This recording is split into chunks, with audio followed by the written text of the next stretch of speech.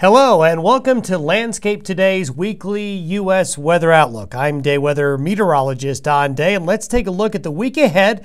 We're going to look through November 16th, and let's take a look at the lower 48 states and what we're watching. Still mild in the central and east. November's off to a warm start in that part of the nation. That trend will continue for the most part for another week. Pacific Northwest continues to be wet. Some areas of the West Coast have seen some needed rains, some great snows in the Sierras, and more to come. There'll be some snow in the Colorado and Wyoming Rockies, as well as portions of Kansas and Nebraska. In fact, areas of the western high plains could have near blizzard conditions early this week before that storm moves into the upper Great Lakes. More rainy weather for you folks in the southeast United States along the Gulf Coast through Mississippi, Alabama, Georgia, the Carolinas, northern Florida. It's going to continue to be wet at times. The best weather across all of the country is going to be this weekend. We've got two really good work days for most of the lower 48 coming up this Saturday and Sunday. So let's take a look at your long-range outlook. Let's first of all highlight the areas that are going to be most wet over the course of the week ahead. First of all, we've got the Pacific Northwest up here that's going to continue to be wet. The storm coming out of the Rockies, and this storm will then translate into the upper Great Lakes. The upper Great Lakes could see some rain, snow, and some cold temperatures with this system. Notice the southern Rockies and portions of Southern California missing out on the action. Then we have the wet weather here in the southeast going up into the mid-Atlantic.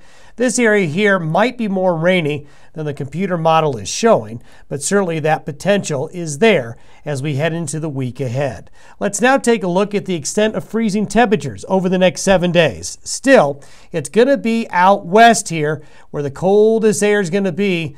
The cold is going to be really centered here, especially early in the period, getting a little bit further south into the Great Lakes as well as New England, but we don't have a deep penetration of cold yet into this part of the nation. Now, I think as we get into Thanksgiving week and beyond, that may change, and that's something that we're going to want to watch out for.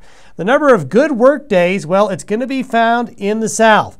The southwest United States right here, you're going to have the longest stretch of good weather over the next 7 days, the greatest number of work days there. A large portion of the United States, not bad. We've got 3 to 4 days of good work days coming on up. We're going to see some precipitation weather moving on through, but we're going to be looking at some opportunities. And as I mentioned earlier, especially this weekend. Here in the southeast, with the rain still frequent, that's going to be slowing things down a little bit.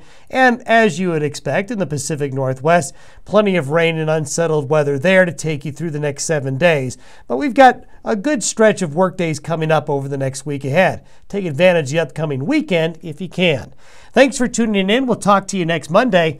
For Landscape Today, I'm DayWeather meteorologist Don Day.